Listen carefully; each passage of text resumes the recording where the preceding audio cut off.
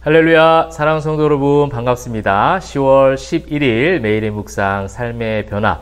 자, 오늘부터는 신약 성경을 읽도록 하겠습니다. 오늘 이제 마태복음 1장부터 5장까지 말씀을 읽고 묵상하도록 하겠습니다. 자, 이제 어제 우리 말라기로 이제 구약 긴 여정을 이제 일단락 마무리를 했고, 이제 후반부인 신약 성경을 보게 되는 게 있는데요. 이제 예수님께서 오시는 이야기, 또 예수님께서 오셔서 어떤 사역을 하셨고, 또 십자가의 죽음과 부활, 그것에 대해서 담겨진 하나님이 우리를 향하신 구속사적 마음들, 또 그 마음을 품고 이제 성도들이 이 땅 가운데 주님이 다시 오시는 그날까지 살아가야 되겠죠. 그러한 내용들, 또 그런 용기와 그런 교훈들, 그런 권면들이 담겨져 있는 것이 바로 신약 성경이라고 할 수 있겠습니다. 이 짧은 시간에 모든 것을 다 담을 수는 없지만 여러분들이 읽어가시면서 하나님께서 주시는 또 특별한 각자의 주신 은혜가 있을 줄 믿습니다. 마태복음은요, 이제 말라기 이후에 바로 이제 신약 성경 첫 번째 나온 성경인데, 그렇기 때문에 연결점이 있어요. 그럼 어떤 연결점이냐? 이제 선지서에서 예수님을 예표했던 많은 메시지들이 있었죠. 여러분이 기억나는 것들이 지금 영상을 시청하시면서 한번 되새겨 보시면 좋겠습니다. 그런 성경 구절들이 많이 인용되는 게 마태복음이에요. 한마디로 무슨 말이냐면 이제 구약에서부터 예수님이 준비되셨다는 거죠. 여러분 창세기 3장에서 원시복음 기억하시잖아요. 그죠?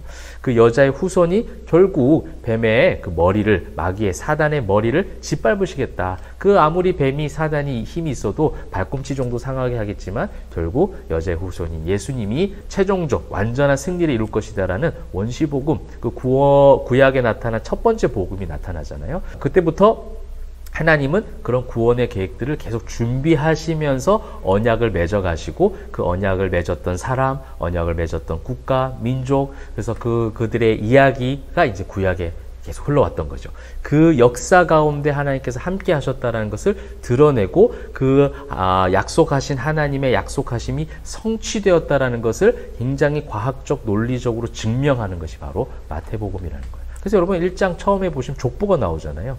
누가 누구를 낳고 하는 것이 계속 나오죠. 그래서 여기 이제 성경 이제 17절 보시게 되면 대수가 아브라함부터 다윗까지 14대요. 아브라함부터 다윗까지 14대를 기록하고 있고, 그다음 다윗부터 바벨론으로 사로잡혀 갈 때까지 14대요. 바벨론으로 사로잡혀 간 후부터 그리스도까지 14대더라. 이렇게 지금 이야기하고 있죠. 그래서 이렇게 총 42대에 걸쳐져 있는 수많은 사람들, 이 족보들을 대표적으로 쭉 기록한 것은 뭐냐면 역사적으로 이 구원 계획을 계속해서 언약을 맺어 가시고 성취해 가시고 보존하셔서 이 예수 그리스도를 통해서 모든 것을 다 드러내고 계신다라는 그런 관점들을 족보를 통해서 가르쳐 주시는 거예요. 예전에도 제가 족보 뭐 이런 여러 가지 사람의 이름들이 나올 때는 큰 의미가 있다고 했습니다. 굳이 뭐 이렇게 낳고 하는 것을 왜 기록해 두었을까 해서 여러분 꼭 이제 성경 읽으실 때는 스킵하는 경우들이 많이 있거든요.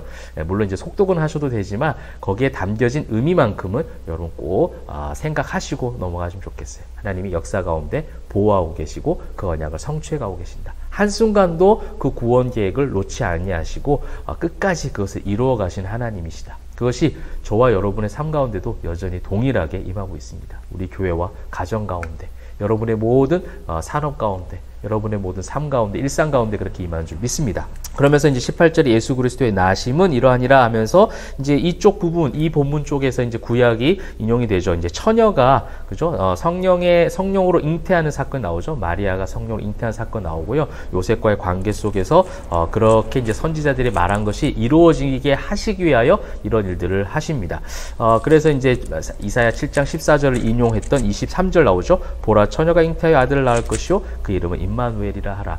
이 내용에 대해서는 여러분 주일학교 말씀을 통해서도 많이 들었고, 예수님의 탄생에 대한 기사들을 많이 들으셨고, 또 신약 성경은 워낙 통독 숫자가 아마 구약보다 많으실 거예요. 그래서 내용적인 면은 제가 다 다루진 않고 여기 이제 담겨진 흐름들만 한번 쭉 보도록 하겠습니다. 그 다음에 2장에서도 또 구약이 나와요. 그래서 여러분 어떤 선지서에서 나왔던 그 메시아적 예표의 말씀을 어떻게 좀 인용하는지를 계속 보시면서 가는 것도 또 하나의 성경이 있는 재미가 될 것 같습니다.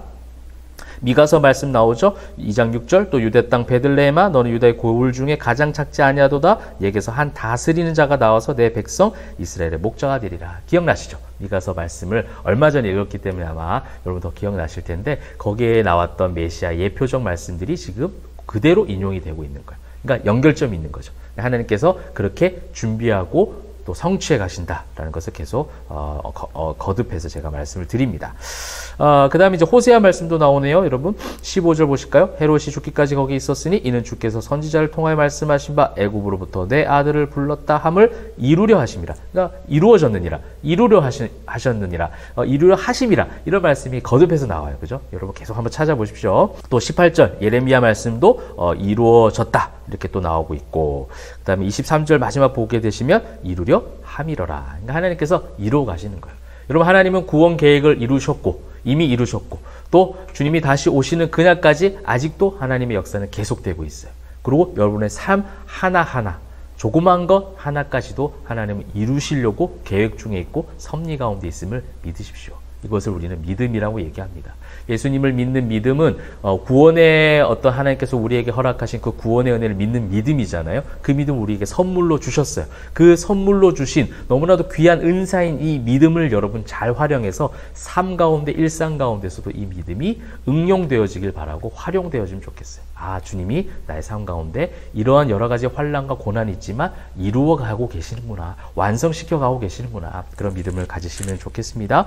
그 다음에 3장 3절에도 또 이사야 40장 말씀이 또 나오고 있습니다. 광야에 외치는 자의 소리가 있어 이르되 너희는 주의 길을 준비하라, 그가 오실 길을 곧게 하라. 세례 요한에 대한 예표적인 예언의 말씀들이 또 한 번 이루어지고 있고, 그 세례 요한의 이야기가 나오고 있습니다. 그리고 세례 요한을 통해서 요단강에서 세례받는 장면 나오시고요.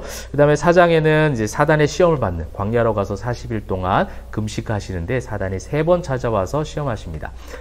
그러면서 이제 이 광야 속에서의 시험을 말씀으로 물리치시는 주님의 능력, 이것이 첫 번째 가르쳐 주시는 본문의 교훈이겠고, 그 다음에 우리가 계속 지금 읽으면서 흘러왔던 흐름은 무엇입니까? 이제 구약에서 하나님께서 약속하셨던, 그죠? 하나님께서 예언하셨던 그 모든 주어진 말씀들이 성취되는 것이죠. 그리고 그 말씀이 능력이 되어진다는 것을 예수님께서 친히 지금 보여주시는 거예요. 그래서 4절도 보시게 되면 신명기 말씀, 사람이 떡으로만 살 것이 아니요 하나님의 입으로부터 나오는 모든 말씀을 살 것이라. 하나님이 역사 가운데 계속해서 가르치셨던 그 말씀들을 가지고 와서 그 말씀이 큰 능력이 있다는 것을 지금 보여주시는 것이죠. 그 다음에 시편 말씀도 또 인용을 하시고, 그가 너를 위하여, 그러면서 그의 사자들을 명하시리니 그들이 손으로 너를 받들어 발이 돌에 부딪히지 않게 하리로다. 사단도 여러분 말씀을 인용합니다. 말씀을 오역하게 만들어요. 말씀을 잘못 알게 만드는 거예요. 이것이 사단의 가장 교묘한 술수입니다. 그래서 목회자들은 긴장해야 되고요. 그 다음에 성도들은 그 말씀을 온전히 받들기 위해서 매일의 묵상을 통해서 깊이 있게 말씀 속에 들어가야 돼요. 잘못 해석, 잘못 오역되는 순간 우린 기복주의에 빠질 수 있고 종교주의에 빠질 수 있다는 겁니다. 그 다음에 이제 또 신명기 말씀 또 인용하시죠. 7절에 또 기록되었으되 주 너의 하나님을 시험하지 말라 하였느니라 하시니, 신명기 6장 말씀 인용하셨고, 10절에도 신명기 6장 말씀 사탄아 물러가라 기록되었으되 주 너의 하나님께 경배하고 다만 그를 섬기라. 기록되었으되, 그죠? 말씀, 그 요한복음은 예수님이 로고스, 그 말씀 자체가 예수님이시라고 하거든요. 그 말씀 자체로 이 땅 가운데 오셔서 이러한 말씀의 능력을 우리에게 보여주시는 거예요. 여러분 말씀의 힘을 믿으시기 바랍니다. 여러분에게 임하고 있는 그 말씀의 능력이 단순한 교훈으로만 받아들일 것이 아니라 이 험한 세상 가운데서도 주님이 다시 오시는 그날까지 성도에게 승리를 안겨다 줄 유일한 무기라고 그렇게 꼭 믿으시고 말씀을 받아들이시면 좋겠어요. 그래서 이제 17절부터는 이제 주님께서 오신 이유죠. 회개하라, 천국이 가까이 왔다, 이렇게 이제 명하시고 18절에 제자들을 부르시는 장면이 나오고 있습니다. 나를 따라오라, 내가 너희를 사람을 낚는 어부가 되게 하리라 하시니 그들이 곧 그물을 버려두고 예수를 따르니라. 여러분 이거는 제자들의 믿음, 제자들의 헌신에 초점 맞춰서는 안 돼요. 주님께서 보여주신, 값없이 주신 구원의 은혜, 그죠? 하나님께서 택하신 영혼들에 대한 불가항력적 은혜인 거예요. 그래서 그물을 버려두고 갈 수 있는 겁니다. 근데 그 택하신 은혜만, 그 불가항력적 은혜, 칭의의 은혜만 있는 것이 아니라 이제 그 은혜를 통하여서 성화되어져 가죠. 제자들이 예수님이 근데 십자가에 못 박히시는 현장에서 더 도망가죠. 그렇게 성장해 가는 듯 하지만 미끄러지는 것이 우리의 모습, 우리의 실존이다라는 것을 가르쳐 주셨고, 나중에 부활하셔서 또 승천하신 이후에 성령이 충만하게 임했을 때 그들이 세상에 감당치 못하는 사람들로 하나님이 만들어 가시죠. 그래서 그런 구원사적 과정 가운데 있는 것이지 이 제자들이 어떤 큰 믿음, 결단이 있어서 모든 것을 버려두고 그래서 여러분들 다 버려두고 주님을 쫓으시고 다 내 것을 다 내려놓고 주님께 모든 것을 다 헌신하고 바치십시오. 이렇게 말할 때 잘못된 성경의 해석 이것이 종교주의가 된다는 거 꼭 기억하십시오. 자, 그래서 곧 그물을 버려두고 예수를 따라갔다는 것은 칭의의 은혜, 불가항력적 하나님의 택하신 은혜가 그들에게 임했다라는 것을 보여주시는 거고 자, 여기까지 했는데 약 10여 분간 했습니다. 근데 가장 많이 나눠야 될 산상수훈의 말씀이 이제 5장부터 나오는데 오늘 이제 5장까지 있거든요. 이제 5장에서는요, 여러분들이 쭉 한 절 한 절이 어렵지 않고요, 굉장히 주옥 같은 귀한 메시지들이 있습니다. 그래서 여러분 천천히 읽으시면 좋겠는데요. 여기서 이제 중요한 거는 온전하다라는 거예요.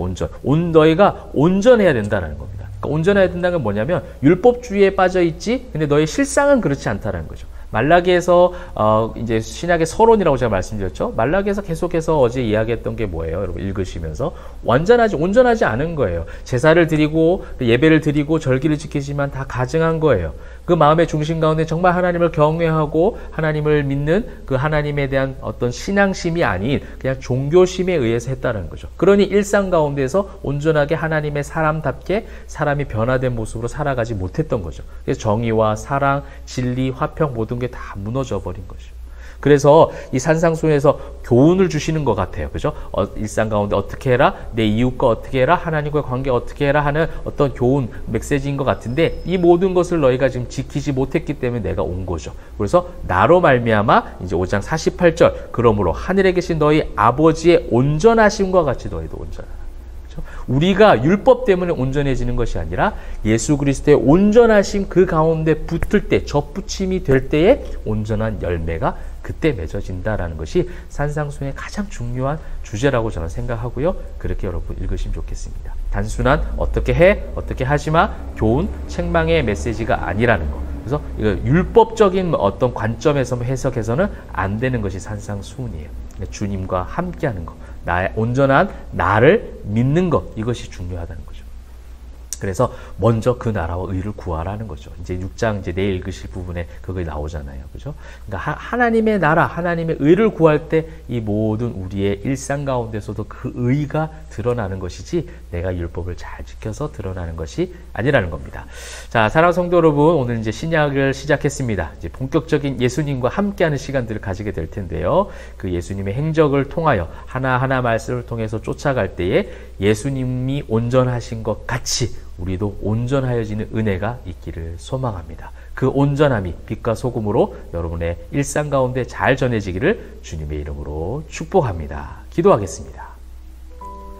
사랑과 은혜가 풍성하신 하나님 감사합니다. 예수 그리스도께서 이 땅 가운데 오셨습니다. 그 오신 이야기들을 이제 우리가 말씀을 읽어 내려갈 때에 그 예수님이 우리 마음속 깊이 있게 자리 잡게 하게 하시고 그 예수님이 온전하셨던 것처럼 우리가 온전하여져서 세상의 빛과 소금의 역할을 잘 감당하는 온전한 성도들 되게 하여 주옵소서. 그렇게 지키실 줄 믿사옵고 감사 올려드리며 살아계신 예수 그리스도의 이름으로 기도합니다. 아멘.